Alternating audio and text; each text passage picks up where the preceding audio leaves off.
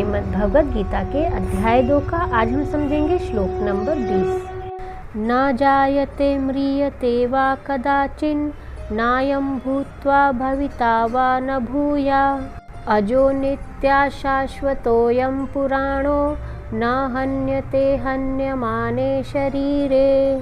अब हम समझेंगे इस श्लोक के एक एक शब्द का हिंदी अर्थ। ना मतलब कभी नहीं, जायते मतलब जन्मता है, म्रियते मतलब मरता है, वा मतलब या, कदाचित कभी भी, भूत वर्तमान या भविष्य, ना मतलब कभी नहीं, अयम मतलब यह, भूत्वा मतलब होकर, भविता मतलब होने वाला, वा मतलब अथवा, ना नहीं, भूया अथवा पुनः होने वाला है, अजा मतलब अजन्मा, नित्या मतलब शाश्वत, शाश्वता मतलब स्थायी, अयम मतलब यह, पुराणा मतलब सबसे प्राचीन, ना मतलब नहीं, हन्यते मतलब मारा जाता है, हन्य माने मतलब मारा जाकर, शरीरे मतलब शरीर में।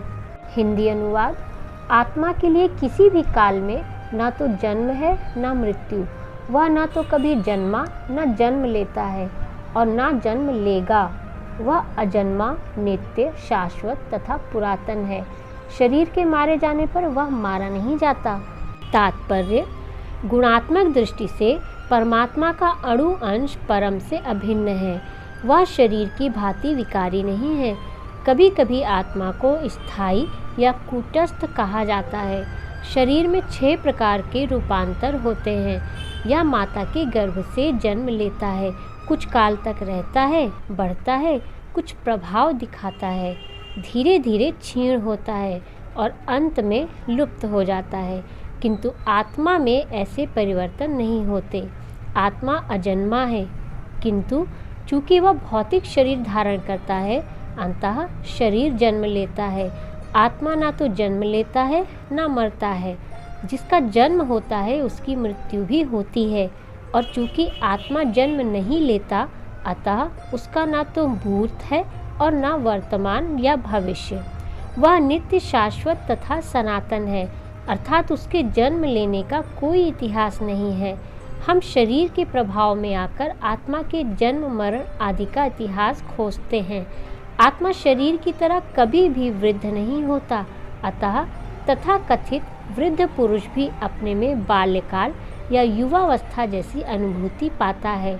शरीर के परिवर्तनों का आत्मा पर कोई प्रभाव नहीं पड़ता। आत्मा वृक्ष या किसी अन्य भौतिक वस्तु की तरह क्षीण नहीं होता। आत्मा का कोई आनुवंशिक परिणाम पदार्थ भी नहीं होता। शरीर की उपसृष्टि संतानें हैं और वे भी व्यष्टि आत्माएं हैं, और शरीर के कारण वे किसी न किसी की संतानें प्रतीत होते हैं। शरीर की वृद्धि आत्मा की उपस्थिति के कारण होती है, किंतु आत्मा के ना तो कोई उपवृद्धि है, ना ही उसमें कोई परिवर्तन होता है। अतः आत्मा शरीर के 6 प्रकार के परिवर्तन से मुक्त है। कठोपनिषद में भी इसी तरह का एक श्लोक आया है। इस श्लोक का अर्थ तथा तात्पर्य श्रीमद् भगवद गीता के श्लोक जैसा ही है, किंतु इस श्लोक में एक विशिष्ट शब्द विपश्चित का प्रयोग हुआ है, जिसका अर्थ है विद्वान या ज्ञानमय। आत्मा ज्ञान से या चेतना से सदैव पूर्ण रहता है, अतः चेतना ही आत्मा का लक्षण है। यदि कोई हृदयस्थ आत्मा को नहीं खोज पाता, तब भी वह आत्मा की उपस्थिति को चेतना की उपस्थिति से जान सकता है। कभी कभी हम बादलों या अन्य कारणों से आकाश में सूर्य को नहीं देख पाते, किंतु सूर्य का प्रकाश सदैव विद्यमान रहता है, अतः हमें विश्वास हो जाता है कि यह दिन का समय है। ज्यों ही प्रातःकाल आकाश में थोड़ा सा सूर्य प्रकाश दिखता है, तो हम समझ जाते हैं कि सूर्य आकाश में है। इसी प्रकार चूँकि शरीरों में, चाहे पशु के हों या पुरुषों के, कुछ न कुछ चेतना रहती है, अतः हम आत्मा की उपस्थिति को जान लेते हैं। किंतु जीव की यह चेतना परमेश्वर की चेतना से भिन्न है, क्योंकि परम चेतना तो सर्वज्ञ है। भूत, वर्तमान या भविष्य के ज्ञान से पूर्ण व्यष्टि यानी कि जीव आत्मा की चेतना विस्मरणशील है। जब वह अपने वास्तविक स्वरूप को भूल जाता है, तो उसे कृष्ण के उपदेशों से शिक्षा तथा प्रकाश और बोध प्राप्त होता है। किंतु कृष्ण विस्मरणशील जीव नहीं है। यदि वैसे होते तो उनके द्वारा दिए गए श्रीमद् भगवद गीता के उपदेश व्यर्थ होते।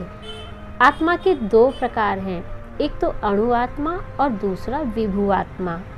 कठोपनिषद में इसकी पुष्टि इस प्रकार हुई है, परमात्मा तथा अणु आत्मा दोनों शरीर रूपी उसी वृक्ष में जीव के हृदय में विद्यमान है और इनमें से जो समस्त इच्छाओं तथा शोकों से मुक्त हो चुका है वही भगवत कृपा से आत्मा की महिमा को समझ सकता है।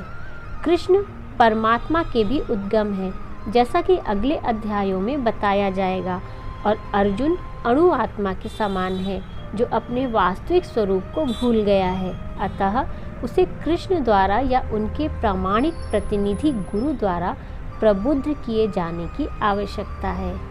श्रीमद् भगवद गीता के अध्याय 2 का श्लोक नंबर 21 हम देखेंगे नेक्स्ट वीडियो में। तब तक के लिए जय श्री कृष्ण।